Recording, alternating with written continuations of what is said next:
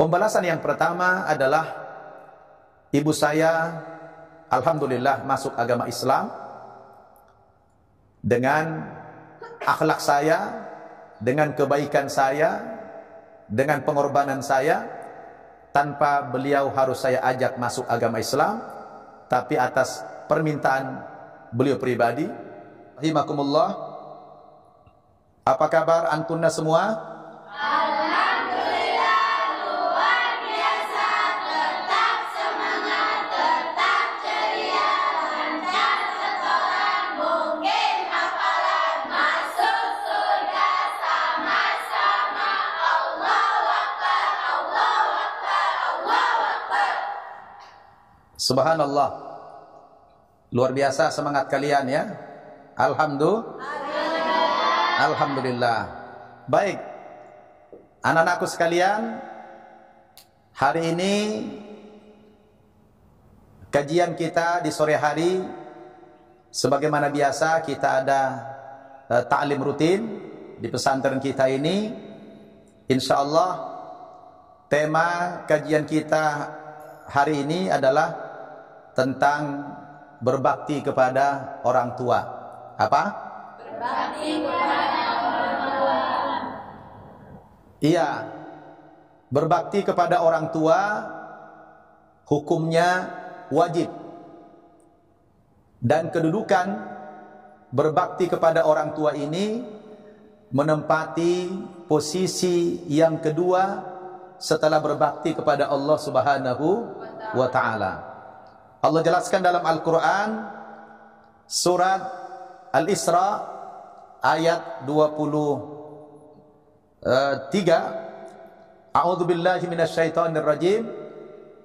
Wa qada rabbuka alla ta'budu illa iyyah wa bil walidaini ihsana imma yablughanna indakal kibaru ahaduhuma aw kilahuma fala taqul lahumā uff wa la tanharhumā wa qul lahumā qawlan karīmā.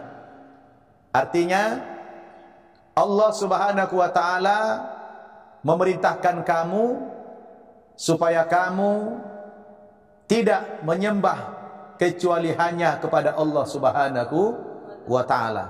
Jadi beribadah itu hanya kepada Allah Subhanahu wa taala. Kemudian yang kedua, wabil walidaini ihsana. Allah juga memerintahkan kepada kamu supaya berbakti dan berbuat baik kepada kedua orang tuamu. Imma yablughanna indakal kibaru ahaduhuma aw kilahuma fala taqul lahumā uff.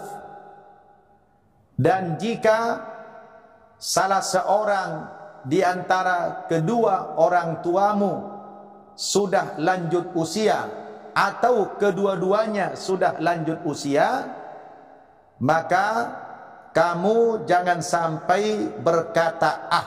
Jadi kalau kamu disuruh atau dipanggil, jangan sekali-kali berkata ah. Wala tanharhuma, dan jangan pula kamu bentak kedua orang tuamu itu. Wa qul lahumā qawlan karīmā, dan ucapkanlah perkataan kepada keduanya, yaitu perkataan yang mulia, bukan hanya perkataan yang baik. Lihat ayat itu, wa qul lahumā qawlan karīmā, ucapkan kepada keduanya perkataan yang mulia. Kalau baik itu biasa, betul? Kalau sesama teman, ucapkan perkataan yang baik, betul? Tapi kalau sama orang tua, pilihan katanya bukan baik, tapi pilih kata-kata yang paling mulia, yang paling agung, yang paling terhormat, karena mereka adalah level kedua sesudah Allah Subhanahu wa taala. Allah perintahkan kita berbakti kepada Allah dan berbakti kepada kedua orang tua. Dari kedua orang tua yang paling afdal yang mana? Ibu. Berapa kali? Ya, berbakti kepada ibu lebih diutamakan 3 kali dibanding ibu bapak 1 kali. Betul? Nah, kenapa harus kepada ibu? Nah, kalian ini calon ibu nih. Kenapa ibu lebih dimuliakan? Karena ibu itu sudah mengandung kita, mengandung kalian selama 9 bulan 10 hari dalam keadaan yang sangat-sangat susah. Siapa yang sudah pernah hamil nih? Nah, belum ada ya. Kenapa tidak hamil? Nah, karena belum ada bapaknya, ya kan? Nah, sebab kalau ada yang hamil tidak ada bapaknya, berarti itu saingan Nabi Isa itu. Bukan saingan Siti Maryam, ya enggak? Nah, jadi ibu sudah mengandung selama 9 bulan 10 hari dalam keadaan yang sangat menderita. Nah, kalau kalian mau latihan bagaimana susahnya hamil, coba kalian taruh ikat kelapa itu di perut, diikat kelapa, dibawa tiap hari kemana-mana, bahkan ke WC pun bawa, tidur bawa, ke toilet bawa, ke sekolah bawa, kemana saja bawa. Kira-kira ribet nggak? Susah nggak? Ya, itu begitulah mak kita. Tidur telentang susah. Ya, miring susah juga. Ya. Betul nggak? Nah. Kemudian lahir, disusui selama 2 tahun, sampai disapi selama 2 tahun. Jadi memang ibu itu luar biasa jasanya. Maka dalam Islam, berbakti kepada ibu itu diutamakan daripada bapak. Bukan berarti sama ayah tidak berbakti. Berbakti juga, wajib juga. Cuma 3 kali lipat lebih afdol daripada ibu. Betul? Nah, anak-anak sekalian, berbicara berbakti kepada orang tua, terutama ibu, saya punya pengalaman pribadi. Mau dengerin nggak ceritanya? Cuma kalau saya cerita begini kadang-kadang sudah mau nangis duluan. Kenapa? Ya, sebab pengalaman saya berbakti sama orang tua itu penuh dengan perjuangan dan juga penuh dengan kenangan. Jangan nangis dulu. Nah, ceritanya setelah Ustadz masuk Islam, ya, setelah masuk Islam itu, kira-kira umumnya nih orang tua kalau ada anaknya pindah agama, suka apa tidak? Tidak suka kan? Pasti tidak senang umumnya, walaupun tidak semuanya. Tapi sebagian besar kalau ada anaknya pindah agama masuk Islam, pasti tidak suka orang tuanya. Bahkan ada yang sampai memusuhi, bahkan ada yang sampai mau membunuh. Betul? Tapi saya alhamdulillah ya tidak sampai separah itu. Ya, seperti kalian pada umumnya para mu'alaf itu kalau sudah masuk agama Islam pasti tidak suka keluarga, tidak senang orang tua. Betul? Hal yang seperti itu juga saya alami. Lalu bagaimana kita menyikapi dalam hal kewajiban berbakti kepada orang tua ini? Karena di satu sisi ya kita wajib berbakti kepada orang tua, tetapi di sisi lain orang tua kita tidak muslim misalnya, bahkan orang tua kita menolak kita. Bagaimana ini? Nah, Al-Quran memberikan batasan, ya, memberikan bimbingan kepada kita dalam surat Luqman. Dalam surat Luqman ayat 14, Allah Subhanahu wa taala berfirman, "Wa in jahadaka 'ala an tusyrika bi ma laysa laka bihi ilmun fala tuti'huma wa sahibhuma fid dunya ma'ruf." Artinya, dan jika kedua orang tuamu memaksa kamu untuk kembali murtad, mempersekutukan Allah Subhanahu wa taala, maka kamu sebagai anak haram mematuhi perintah orang tua itu. Jadi kalau orang tua sudah nyuruh kamu murtad, haram berbakti sama orang tua itu. Dalam urusan iman, kamu tidak boleh taat kepada orang tua. Paham? Kalau menyuruh murtad. Tetapi dalam urusan kemanusiaan, Al-Quran tetap mewajibkan kita berbuat baik kepada orang tua.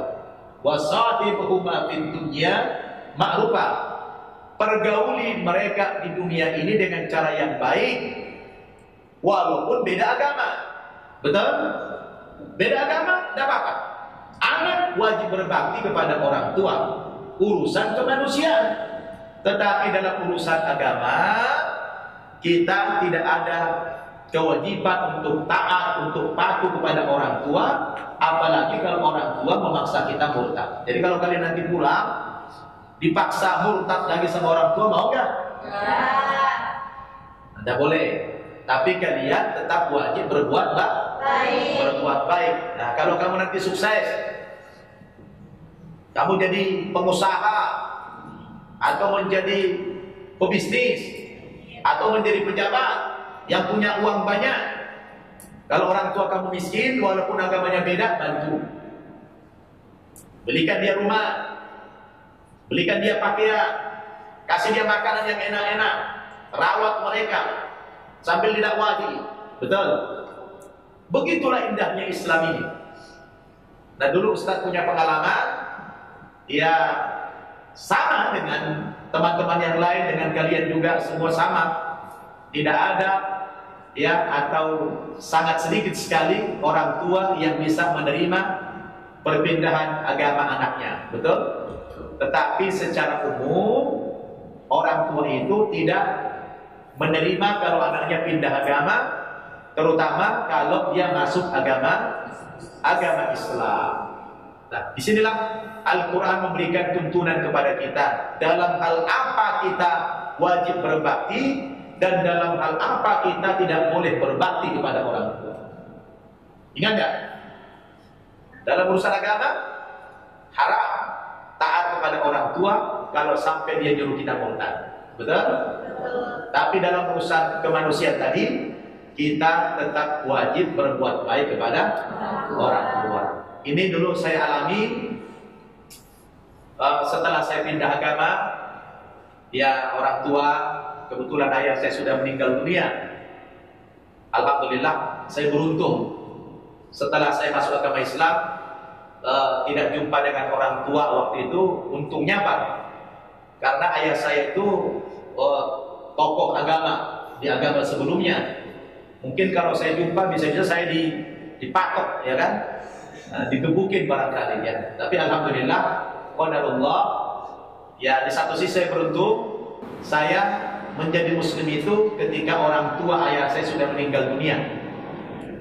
Nah, sedihnya lagi, saya tidak sempat berjumpa dengan ayah saya setelah saya masuk agama Islam. Artinya beliau lebih dahulu meninggal sebelum saya masuk agama Islam. Dan sekarang saya tidak bisa berbuat apa-apa dengan ayah saya. Mau saya doakan, dilarang sama Allah. Dalam surat At-Taubah ayat 113, Allah mengatakan, "Maka lin nabiyyi wal ladzina amanu ayastaghfiru lil musyrikina walau kanu uli qurba min ba'di ma tabayyana annahum ashabul jahim." Tidak pantas Nabi Muhammad dan orang-orang yang beriman mendoakan, memohonkan ampun kepada Allah Subhanahu wa taala atas dosa-dosa orang musyrik, dosa-dosa orang kafir, sekalipun orang-orang kafir itu, orang-orang musyrik itu keluarga terdekatnya. Sekalipun itu ayahmu, ibumu, anakmu, kalau mereka matinya dalam keadaan kafir, maka kita dilarang oleh Allah Subhanahu wa taala mendoakan mereka. Artinya sudah terputus total hubungan saya dengan ayah tadi. Sedih gak sebagai anak? Sedih. Nah, tentu saya sedih. Tapi saya tidak bisa berbuat apa-apa karena saya tidak bisa mendoakan ayah saya tersebut. Disinilah kita dituntut mengorbankan perasaan. Kalau perasaan yang kita turuti dalam beragama, wah itu kan ayah saya harus setiap saat berziarah ke kuburannya, saya harus mendoakan ayah saya. Itu nafsu kita berkata begitu, betul? Tapi kalau sudah bicara akidah, Allah melarang. Yang mana kita dahulukan? Agama, iman. Kalau Allah larang, jangan lakukan itu, betul?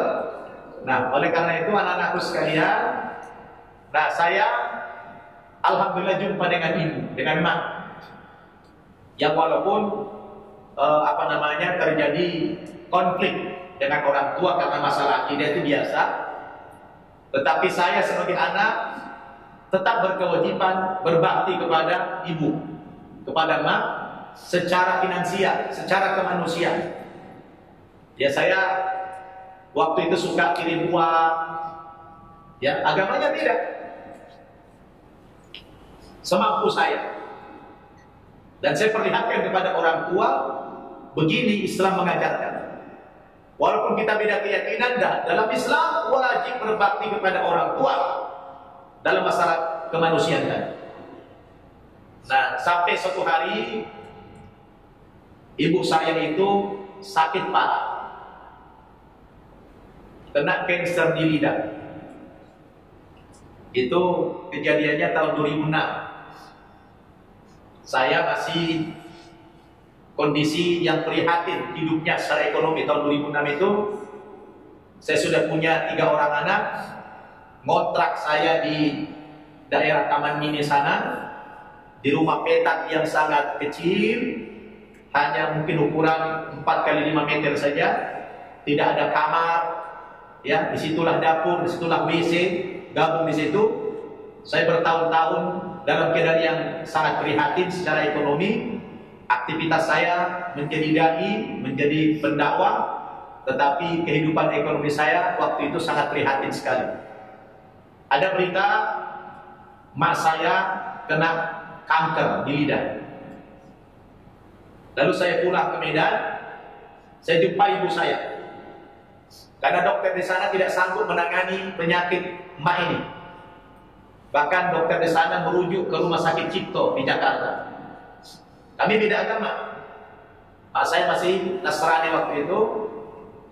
Saya tawarkan kepada mak supaya beliau saya bawa ke Jakarta untuk kita rawat di Jakarta. Semula beliau merasa berat, ya, dengan tawaran itu. Ya tentu bisa kita pahami masalahnya apa, betul? Ini persoalan akidah. Nanti jangan-jangan akan dipengaruhi lah segala macam, betul? Tapi saya berikan jaminan, mama jangan takut, jangan khawatir. Mak saya ajak ke Jakarta untuk saya rawat. Tidak ada kaitannya dengan masalah agama. Mak silakan tetap beragama Kristen, saya beragama Islam. Saya tidak akan pengaruhi mama, tetap silakan dalam keadaan beragama Kristen. Cuma saya sebagai anak merasa berkewajiban untuk berbakti kepada orang tua yang jasa mak tidak bisa saya balas dengan apapun di muka bumi. Jadi saya ini adalah berbakti kepada mak saya bilang. Saya berharap mak ikut saya ke Jakarta, saya akan obati mak di Rumah Sakit Cipto. Alhamdulillah berkat dengan jaminan saya tadi, bahwa saya mengajak ke Jakarta bukan dalam rangka mengajak dia kepada Islam, tapi semata-mata misi saya adalah untuk mengobati beliau. Alhamdulillah akhirnya mak saya ikut ke Jakarta. Saya bawa ke Jakarta di awal tahun 2006 yang lalu. Saya bawa ke rumah. Setelah tiba di rumah kontrakan saya, alangkah terkejutnya mak itu. Kenapa? Karena selama ini saya royal dengan orang tua. Seakan-akan kesan dia, saya di Jakarta sudah hidup mewah. Saya memang bersiasat di hadapan orang tua yang tidak muslim. Saya perlihatkan saya mampu, saya kuat. Seakan-akan saya orang kaya. Karena kebutuhan dia selalu saya penuhi. Saya kirim uang terus. Berarti kalau orang sudah kirim uang terus ke saya, Pak, banyak uang, ya kan? Saya sembunyikan. Alangkah terkejutnya ketika mak sampai di rumah kontrakan saya. Dia lihat, ini rumahmu? Iya. Ini rumah sendiri? Tidak, ini kontrak. Cucunya sudah 3 dari saya waktu itu. Sudah berapa lama kamu kontrak? Saya bilang sudah 13 tahun. Masya Allah, nangis Ismail. Dia makin menjerit batinnya. Bagaimana dia tidak menjerit, anak-anakku sekalian? Saya bawa dia ke Jakarta untuk saya obati, untuk saya rawat di rumah sakit. Sementara kondisi ekonomi saya dalam pandangan dia, saya ternyata orang susah, bukan orang yang kaya, bukan orang yang sukses secara ekonomi. Tambah pesimis selama saya itu. Dia tambah pesimis. Udahlah, aku pulang aja, kata Mak. Bagaimana mungkin kau akan mengobati saya keadaanmu saja begini? Saya bilang, tenang, Allah Maha Kaya. Allah itu Maha Kaya. Selagi saya berbakti sama Mak, saya bilang, nanti Allah akan berikan saya jalan keluar yang terbaik. Saya akan mampu membiayai pengobatan Mak, saya bilang. Ya sudah, kalau memang begitu mau, aku rela kau obati, kata Mak. Akhirnya kebesokan harinya, ibu ini, mak saya bawa ke rumah sakit Cipto. Dilakukan biopsi. Biopsi itu adalah mengambil jaringan tumor yang ada di lidah. Begitu diperiksa, tumornya, kankernya ganas, sudah stadium 4. Akhirnya dokter menyarankan kepada saya supaya ibu dioperasi lidahnya. Tapi mak saya tidak mau. Pilihannya operasi atau radiasi atau kemoterapi. Mak tidak mau dioperasi. Akhirnya dia maunya apa? Diradiasi. Begitu saya bawa dia ke bagian radiasi, bagian keuangan, saya tanya berapa biaya radiasi. Waktu itu 25 juta. Nah, saya sengaja perlihatkan kepada Mak, nih Mak, ada uang saya 25 juta, sanggup mengobati Mak. Ya, saya bawa, saya tunjukkan dia ke kasir.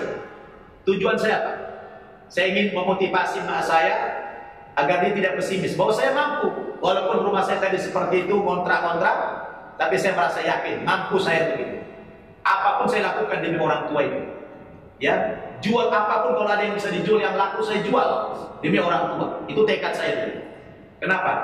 Inilah kesempatan bagi saya untuk membuktikan kepada orang tua bahwa Islam itu sangat hebat sekali. Islam itu indah sekali. Nah, ketika saya bayar itu uang 5 juta itu, mak saya menangis. Ya, dia bilang udahlah kita pulang lah. Dia pakai bahasa Batak waktu itu. Pulang. Saya bilang tidak. Pokoknya mama harus berobat. Disarankan dokter sekitar 10 kali, berapa kali dulu radiasi waktu itu. Apa yang terjadi? Penyakit mak saya ini bukan semakin sembuh, justru semakin parah. Wajahnya sudah hitam semua, rambutnya rontok, jadi gundul, botak itu mak saya. Dari waktu ke waktu semakin meningkat. Pernah suatu hari saya tanya, Mak, kayak mana rasa sakit tante ini? Mak itu orang Batak biasanya hebat ini, menjaga perasaan anaknya. Kalau ada saya itu mak tidak mau nangis, tidak mau jerit. Tapi kalau saya tidak ada, katanya itu menjeritnya luar biasa. Dia bilang jangan tanya ke mana sakitnya. Saya jelaskan kepada kamu, kata mak, beratnya saja. Kalau sakit jangan ditanya, beratnya saja. Ya rupanya cancer itu bukan cuma sakit, tapi terasa berat. Seperti engkau letakkan 7 gedung di atas kepala saya. Saking beratnya menahan beban sakit. Jadi sakit dan terasa berat. Masya Allah. Saya waktu itu juga sampai menangis dan saya bilang, Mak, sabar. Tapi hati kecil saya terus berdoa. Ya Allah, berikan hidayah mak saya ini. Jangan sampai mak saya itu meninggal dalam keadaan yang tidak beriman, ya Allah. Terus saya berdoa kepada mak. Tapi saya tidak berani mempengaruhi dia. Gak mau saya berdakwah kepada dia. Dakwah saya hanya dalam bentuk berbakti saja. Sebab dari awal saya sudah berjanji dan dia sudah wanti-wanti. Kau jangan ajak aku kepada Islam. Nah saya waktu itu tidak ada sedikit pun mempengaruhi dia, kecuali saya berbakti dengan akhlak, berbakti dengan pengorbanan, dengan perbuatan baik, merawat dia selama 7 bulan di rumah sakit. Kalian bisa bayangkan dari mana biayanya itu. Tapi saya merasa yakin, merasa mampu. Dari hari ke hari, setelah selesai radiasi, dokter menyarankan lagi kemoterapi. Itu yang paling sakit. Nah, singkat cerita, setelah 5 bulan perawatan Mak ini, tanda-tanda akan sembuh itu tidak ada. Bahkan penyakitnya semakin parah, lidahnya semakin hancur. Di rumah sakit Cipto, di ruang rawat inap, Mak berbicara dari hati kecilnya kepada saya. Nah, dia bilang, Amang, bahasa Bataknya begitu. Ya, Mak, aku boleh gak bertanya? Tentang apa itu, Mak? Dia bilang, kalau nanti Mak meninggal dunia, kamu mau gak mendoakan Mama? Saya sangat terkejut dengan pertanyaan. Kamu mau gak mendoakan saya? Saya bilang, Mak, pertanyaan ini sulit saya menjawab. Memangnya kenapa Mak minta doa dari saya? Dia bilang, karena kamulah yang saya lihat anak Mama yang paling soleh, yang paling baik. Karena abang-abang saya yang lain tidak peduli dengan Mak saya yang sedang dirawat itu. Kamu yang paling baik. Oh begitu.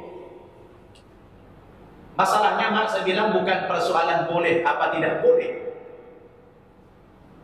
Tapi dalam agama kami, dalam Islam itu tidak ada gunanya saya mendoakan Mak, karena itu tidak diterima oleh Allah Subhanahu wa taala, karena kita beda keyakinan.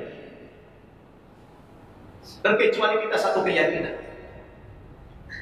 Terus tiba-tiba Mak saya bilang, kalau begitu aku masih mungkin gak masuk Islam. Wah, saya waktu itu langsung terkejut.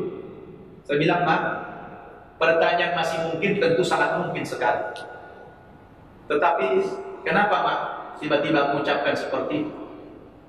Dia bilang, karena aku lihat kamu yang paling tanggung jawab, kamu yang paling peduli terhadap Mama. Aku ingin mengikuti kamu saja. Aku ingin seagama dengan kamu. Aku berharapkan doa daripada kamu, katamu. Nah, saat itu saya tidak merespon begitu cepat. Saya pulang. Kebesokan harinya saya datang ke rumah sakit, ditanya lagi sama mak saya. Nah, kira-kira aku jadi nggak masuk Islam itu? Nah, yang pertama tadi saya khawatir seperti terpaksa. Aku jadi nggak masuk Islam itu. Saya bilang sama mak, memangnya mama serius nih mau masuk Islam? Aku tidak mau mama itu terpaksa. Ya seriuslah katanya. Oke, saat itu saya belum perpanjang karena saya teringat dengan janji saya tadi bahwa saya membawa ke Jakarta itu untuk mengobati, bukan untuk mengislamkan. Pulang saya, besok pagi ketika datang lagi saya ke rumah sakit, besok dia tiap hari saya datang. Apa dia bilang? Kapannya aku masuk Islam ini? Nanti keburu mati aku, kata mak saya. Ya, kapan aku Islam? Nanti keburu mati. Wah, dari situ saya berkeyakinan anak-anak, inilah hidayah dari Allah Subhanahu wa taala, dan saya tidak mau lagi menunda-nunda. Tidak mau lagi saya bermain-main, tidak mau lagi prasangka yang macam-macam. Oh, ini hidayah dari Allah. Kenapa? Karena dia. Kalau begitu mak saya bilang, kalau mama sudah siap, insya Allah segera saya syahadat. Tapi saya tidak berani di rumah sakit. Kenapa? Karena di situ banyak orang non-muslim. Lalu saya minta izin kepada dokter waktu itu untuk saya bawa mak pulang dulu ke kontrakan supaya saya syahadatkan di rumah saja, dan nanti saya bisa panggil RT RW. Perlu saksi ya? Kalau nanti orang abang-abang saya, keluarga saya nuntut saya, kan ada saksinya. Alhamdulillah dokter ngasih izin. Saya bawa pulang mak ke rumah. Kemudian saya panggil Pak RT, Pak RW sebagai saksi waktu itu. Nah, saya bilang sama Pak RT, saya mau mensyahadatkan orang tua saya. Saya minta Bapak ya dan Pak RW ini menjadi saksi agar saya nanti tidak dituntut keluarga besar yang beragama Kristen, saya bilang. Akhirnya Mak begitu siap sekali walaupun lidahnya sudah hancur. Lidahnya sudah hancur. Ketika saya tuntun dia mengucapkan 2 kalimat syahadat itu, Masya Allah, itu mak saya menangis sejadi-jadinya. Ya, dia tertatih-tatih mengucapkan syahadat, asyhadu an la ilaha illallah wa asyhadu anna Muhammadar Rasulullah. Puncaknya, begitu mak syahadat, saya suruh dia sujud. Mak, sujudlah, saya bilang. Sujudlah kepada Allah. Ucapkan terima kasih kepada Allah. Yang selama ini mama nggak pernah sujud kepada Allah, sekarang mama menyembah Allah. Ucapkan terima kasih kepada Allah. Apa yang dirasakan mak saya? Itu sampai bergoyang, naik turun itu, badannya itu, punggungnya itu, bahkan sampai terjatuh mak saya waktu itu, hampir pingsan karena merasakan dahsyatnya suasana sujud itu. Saya pun larut dalam suasana, saya ikut menangis. Kemudian saya peluk, saya rangkul mak saya tanya, Mak, kenapa mama tadi ketika saya suruh sujud nangisnya kok luar biasa? Apa yang mama rasakan? Dia bilang, dahsyat sekali. Batinku, jantungku berdebar. Dahsyat sekali ya. Ya, apa yang mama rasakan? Dia bilang, nah, umurku sudah setua ini. Ya, belum pernah aku letakkan dahiku ini, kepala aku ini ke bumi dalam rangka sujud kepada Tuhan, kepada Allah. Ini kepalaku biasa terantuk ke kayu-kayu, ke batu-batu, ke pohon-pohon, tapi bukan dalam rangka sujud. Ketika kau suruh aku sujud, itu batinku Masya Allah terasa luar biasa. Itu yang membuat aku menangis sejadi-jadinya, katamu. Dia hayati nikmatnya orang sujud kepada Allah Subhanahu wa taala yang selama hidupnya ya tidak pernah melakukan hal yang demikian. Dari situ akhirnya saya pun ikut menangis larut dalam suasana itu. Tidak lama saya bawa lagi ke rumah sakit. Setiap dia merasakan sakit, saya suruh dia mengucapkan Allahu Akbar, Allahu Akbar. Saya ajari dia sholat, tapi sudah sulit. Cuma saya tuntun hanya 1 kali. Karena setelah itu seminggu kemudian mak saya itu koma. Dia koma. Kemudian sebulan kemudian mak itu sadar lagi. Setelah itu, setelah sadar, seminggu kemudian dia meninggal dunia. Waktu itu hari Kamis subuh di bulan Juli tahun 2006. Persis 7 bulan mak saya di rumah sakit. Itu adik saya si Joni itu yang pas malam itu menjaga mak saya di rumah sakit. Dan sebenarnya malam itu belum ada tanda-tanda mak saya akan meninggal. Kalau ada tanda-tanda saya sudah akan menginap di sini, tapi belum ada tanda-tanda dia meninggal. Nama itu pas azan subuh hari Kamis waktu itu Joni telepon saya, "Bang, sepertinya mak kita sudah mau meninggal. Dia sudah menggap-menggap." Saya bilang sama adik itu, "Dek, tuntun kalimat tauhid, la ilaha illallah telinga mak itu. Tuntun. Pelan-pelan bisikan di telinganya, la ilaha illallah." Enggak sampai 1 menit, adik itu telepon saya lagi, "Bang, mak kita sudah meninggal dunia." Saya katakan, "Inna lillahi wa inna ilaihi raji'un." Meninggallah ibu saya bersama dengan azan subuh waktu itu. Lalu saya sholat subuh di masjid di tempat saya tinggal di kontrakan tadi. Habis sholat subuh saya buru-buru kembali ke rumah sakit. Berangkat saya ke rumah sakit dan mak sudah diletakkan di kamar mayat. Lalu saya urusilah semua administrasi pembayaran selama mama dirawat itu dengan kondisi saya yang sangat prihatin waktu itu secara ekonomi. Saya susah sekali secara ekonomi waktu itu. Tapi demi memperjuangkan dia, ya itu luar biasa. Alhamdulillah, walaupun saya harus pinjam sana pinjam sini, saya bisa menolong mak saya. Dan puncak kepuasan kenikmatan batin saya adalah setelah 7 bulan mak itu saya rawat, dia bisa masuk agama Islam. Itu yang paling terkesan kepada saya. Dan anak-anakku sekalian, eh, apa pembalasan Allah yang diberikan kepada saya setelah berbakti kepada ibunya. Seusai saya bayar-bayar semua pembiayaan perawatan mak saya di rumah sakit itu, sekitar jam 8 pagi lewat, tibalah saatnya saya harus membawa mak ke rumah kontrakan saya dari kamar mayat pakai ambulan. Dan saat itu saya belum kabarkan kepada saudara-saudara kalau mak saya sudah meninggal, karena mereka tidak muslim. Saya khawatir kalau saya kabarkan saat itu mereka terbang ke Jakarta akan membawa pulang mayat atau jenazah ibu saya yang sudah muslimah ini. Maka saya waktu itu berpikir, ya lebih baik saya laporan atau memberitahu kepada saudara-saudara saya itu setelah mak saya dikubur saya. Akhirnya anak-anakku sekalian, ketika saya sudah masuk ke kamar mayat mau mengangkat mak itu naik ambulan, apa yang terjadi? Tiba-tiba ada seorang ibu telepon saya. Ada seorang ibu telepon saya dari salah satu travel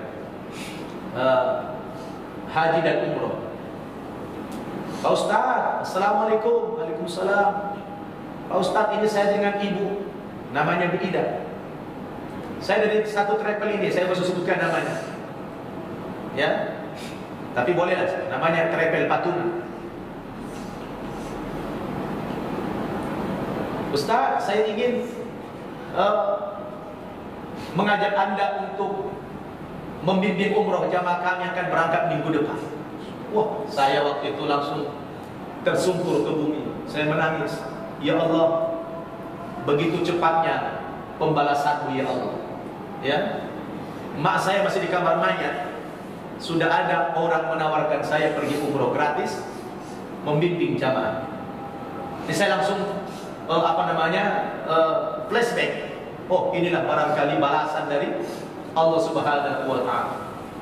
Saya bilang, mohon maaf ibu, saya sekarang lagi di kamar mayat, ibu saya meninggal dunia. Bisa nggak ibu telepon saya beberapa menit lagi? Dia bilang, inna lillahi wa inna ilaihi raji'un. Turut berduka cita ya Ustaz. Iya bu. Nah, akhirnya anak-anakku sekalian, setengah jam kemudian si ibu itu telepon saya nanya, bagaimana Ustaz dengan rencana kita berangkat umroh? Saya bilang insya Allah siap. Insya Allah siap. Ustaz masih punya paspor nggak? Saya bilang ada. Bisa nggak minta tolong besok diantar ke kantor saya? Suruh siapa saja yang bisa disuruh ke kantor saya. Baik Bu. Singkat cerita, pembalasan yang Allah berikan kepada saya ketika saya bersungguh-sungguh dengan tulus berbakti kepada ibu kandung saya, itu sangat luar biasa dahsyat pembalasan dari Allah Subhanahu wa Ta'ala. Pembalasan yang pertama adalah ibu saya alhamdulillah masuk agama Islam. Dengan akhlak saya, dengan kebaikan saya, dengan pengorbanan saya, tanpa beliau harus saya ajak masuk agama Islam, tapi atas permintaan beliau pribadi. Dan alhamdulillah beliau hanya sempat merasakan keindahan Islam itu selama 2 bulan. Semoga Allah Subhanahu wa Ta'ala ampunkan segala dosa beliau selama puluhan tahun itu dengan beliau mengucapkan 2 kalimat syahadat yang insya Allah saya yakin beliau sangat percaya dengan apa yang diucapkan itu, karena beliau masuk agama Islam atas tuntutan beliau pribadi. Dan Rasul mengatakan, al-Islamu yahdimu makana qablah. Islam itu akan menghapus dosa yang sebelumnya. Dan dalam hadis yang lain kata Rasul, man radiya billahi rabba wa bil islami dina wa bi Muhammadir rasula wajabat lahul jannah. Barang siapa yang ridho Allah sebagai Tuhannya, Islam sebagai agamanya, dan Nabi Muhammad sebagai Rasulnya, orang yang bersangkutan kata Rasulullah wajabat lahul jannah, wajib dia masuk ke dalam surganya Allah Subhanahu wa taala. Mudah-mudahan ibunda saya tercinta Allah masukkan ke dalam surganya Jannatul Firdaus. Amin ya rabbal alamin.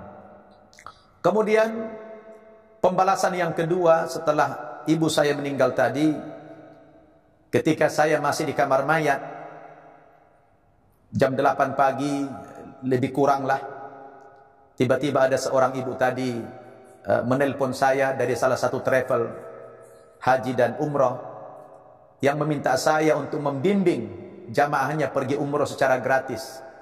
Dan saya anggap itu sebuah pembalasan yang luar biasa dari Allah, yang saat itu saya langsung tersungkur ke bumi, saya sujud di kamar mayat mengatakan, ya Allah, begitu cepatnya pembalasanmu ya Allah, karena berbakti saya kepada ibu ini. Akhirnya saya masukkan mak saya ke dalam keranda, ke dalam mobil ambulan. Lalu di tengah jalan si ibu ini nelpon saya lagi untuk memastikan bahwa saya insya Allah bisa dan bersedia untuk berangkat umrah, membimbing jamaah beliau.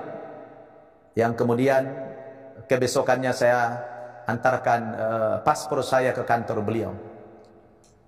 Tidak lama dalam perjalanan kemudian sampai ke rumah kontrakan. Waktu itu sekitar jam 10 pagi, langsung buru-buru saya mandikan, lalu dikafani, kemudian zuhur kita solatkan, solat fardu kifayah. Habis itu langsung kita kubur di taman pemakaman di daerah Cilangkap. Dan setelah saya kubur itulah baru kemudian saya beri kabar saudara-saudara saya yang beragama lain dengan saya, beragama Nasrani. Dan saya memang tidak beritahu kepada mereka ketika mak saya sebelum dikubur, khawatir nanti terjadi pertengkaran. Dan setelah saya beritakan bahwa ibu sudah meninggal dunia, saudara-saudara semua pada kaget, bahkan ada yang marah sama saya. Dan saya katakan, mak kita sudah saya kubur, dan saya berikan alasannya, karena mak itu sudah masuk agama Islam 2 bulan sebelum meninggal dunia. Dan saya tunjukkan, saya fotokan yang namanya surat pengislaman yang disaksikan oleh Pak RT, Pak RW di tempat saya tadi. Ya, semula memang ada persoalan yang sangat prinsip antara saya dengan saudara-saudara saya, tapi alhamdulillah bisa diatasi semua. Dan pada akhirnya saudara bisa menerima kenyataan ini bahwa mak itu sudah masuk agama Islam. Karena ketika dia hidup dan ketika dia sedang sakit, tidak ada seorang saudara saya pun yang peduli kepada beliau dalam pengertian datang ke Jakarta membesuk beliau, tidak ada. Maka beliau sangat memaklumi dengan keadaan itu. Alhamdulillah pada akhirnya persoalan itu bisa kita atasi dengan cara kekeluargaan. Nah, akhirnya minggu depannya benar-benar saya jadi berangkat umroh. Alhamdulillah membawa jamaah umroh puluhan orang, dan saya bimbing dengan cara yang baik. Dan alhamdulillah ketika saya bercerita kepada mereka bagaimana saya baru saja mengislamkan ibu, semua jamaah yang mendengarkan ceramah saya itu pada menangis.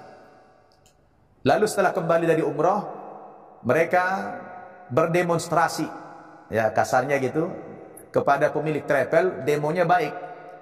Mereka meminta kepada travel bahwa saya ini membimbing umrohnya bagus, dan mereka meminta supaya travel senantiasa memakai saya sebagai pembimbing. Tiba-tiba pemilik travel ini minta saya lagi, baru pulang umroh waktu itu, Ustadz, ya minggu depan berangkat umroh lagi ya, katanya.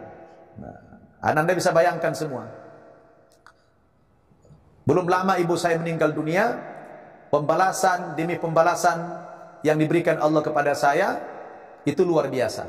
Ya, akhirnya apa? Baru saja pulang umroh, saya pergi umroh lagi.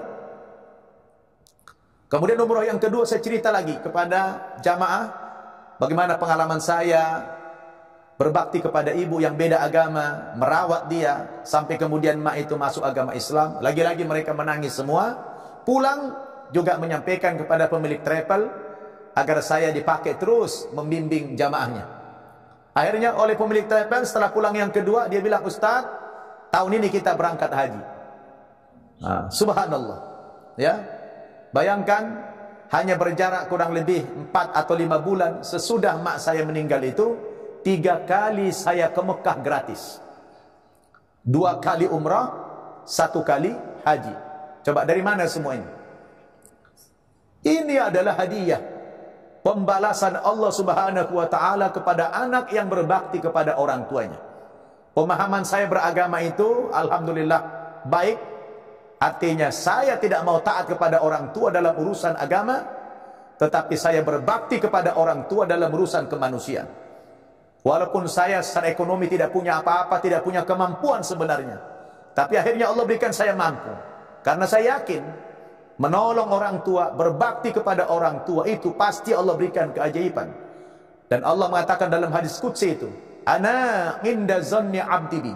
Saya sangat bergantung kepada prasangka hambaku saja. Kalau kita yakin dengan janji-janji Allah Subhanahu wa taala, Allah juga akan begitu sebaliknya kepada kita. Saya sangat yakin dengan janji Allah itu.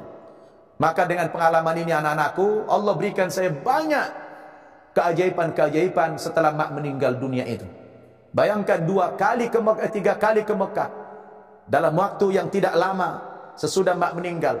2 kali umrah, 1 kali haji di tahun yang sama. Subhanallah, ini anugerah yang luar biasa yang Allah berikan kepada saya karena berbakti kepada orang tua. Habis itu apa lagi? Tidak henti-hentinya Allah berikan kepada saya karunia yang tidak saya sangka-sangka semuanya. Tahun 2007, ya, belum ada setahun sesudah mak meninggal dunia, tiba-tiba seorang menteri olahraga waktu itu, namanya Bapak Adi Aksa Daud. Pernah dengar? Ketika itu beliau sedang berada di Sydney, Australia, bersama Pak SB waktu itu. Dia telepon saya, Ustadz Nababan, Anda mau nggak ceramah ke Australia, ke Sydney dan Melbourne? Nanti Anda saya ongkosin pulang pergi. Yang telepon menteri. Kaget saya. Mimpi apa itu? Siapa yang menggerakkan hati beliau? Saya bilang mau, Pak Menteri. Oke, kalau Anda mau, tolong hari ini antarkan paspor Anda ke kantor saya di Kemenpora. Subhanallah. Semua seperti mimpi sejak meninggal ibu saya itu. Mau tahu kalian? Akhirnya saya berangkat. Tidak lama, mungkin seminggu saja setelah telepon itu, saya berangkat ke Sydney. Dan beliau sudah kembali ke tanah air. Tidak jumpa lagi sama saya. Saya dibelikan beliau tiket pesawat SQ yang kelas bisnis. Subhanallah. Yang kalau duduk di pesawat bisa begini. Tidur, bisa tiduran begini selonjor. Ya, bahagia rasanya. Pulang pergi diongkosin saya, pakai bisnis kelas SQ lagi, Singapura Airlines. Masya Allah, ini hadiah yang luar biasa. Sampai saya di sana berceramah sekitar seminggu, saya di Sydney, seminggu di Melbourne. Lalu kita ngobrol-ngobrol di sana. Orang sana tanya, Ustadz Nababan punya pesantren nggak di sana di Indonesia? Saya bilang tidak punya, Pak. Wah, seperti Anda ini sebenarnya layak punya pesantren, kata beliau. Saya bilang, saya ini Pak punya cita-cita pengen punya pesantren dari dulu, tapi saya tidak punya uang. Gak punya uang saya.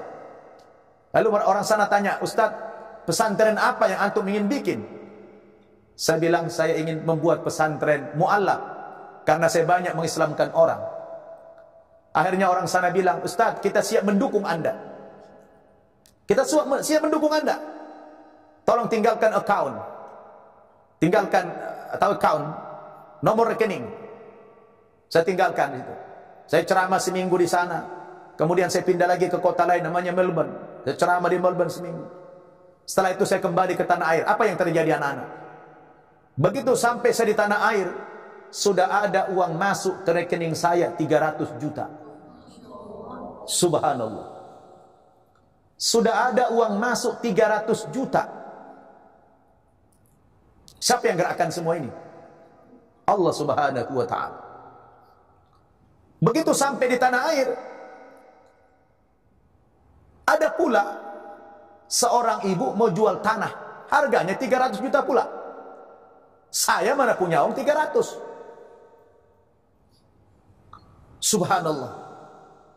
Akhirnya saya beli tanah yang Putra itu seluas 1.200 meter dengan harga 300 juta. Persis sama seperti yang dikirim dari Australia tadi. Lalu untuk membangun bagaimana?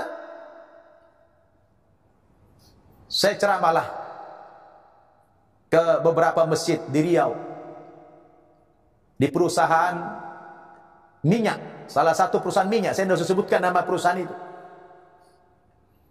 Saya cerita bahwa saya ingin membangun pesantren mu'allaf, dan sudah ada tanah sedikit. Dan akhirnya mereka mendukung saya.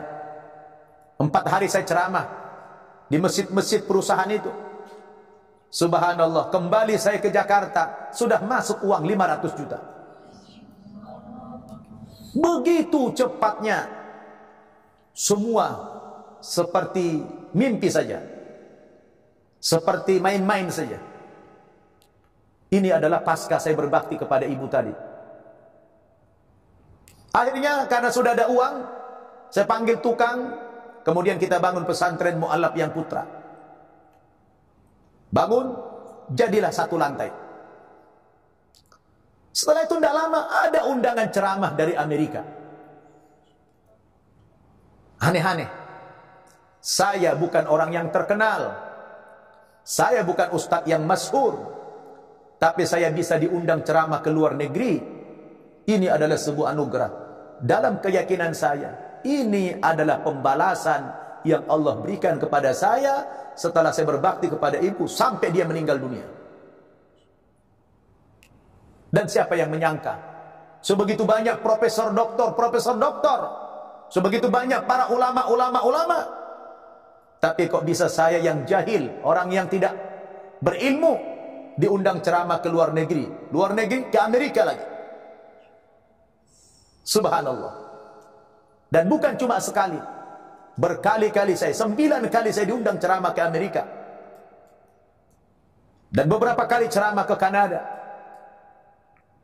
Ini adalah pembalasan demi pembalasan yang Allah berikan kepada saya setelah mak saya meninggal dunia. Artinya apa? Rezeki saya itu seperti air terjun yang tidak bisa saya bendung. Sampai hari ini alhamdulillah sudah mendirikan 5 buah pesantren kita. 3 kita punya cabang di Kupang, di NTT sana, dan 2 di di Bintaro ini. Subhanallah. Ini adalah hikmah atau balasan yang Allah berikan kepada anak yang berbakti kepada orang tua. Diberikan rezeki yang ajaib, yang aneh-aneh, yang tidak masuk akal. Betul? Gak masuk akal sama sekali. Tidak ada rekayasa di situ. Ini Allah yang punya kerajaan, Allah yang punya kehendak. Betul. Makanya anak-anakku sekalian, kalau kalian masih punya orang tua, jangan sia-siakan mereka. Jangan sia-siakan orang tua.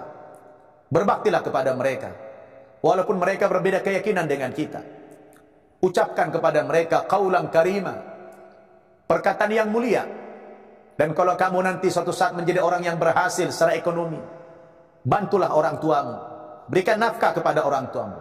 Yakinlah, Allah Subhanahu wa ta'ala akan balas semua itu dengan rezeki yang berlipat-lipat, yang kita tidak tahu dari mana asalnya.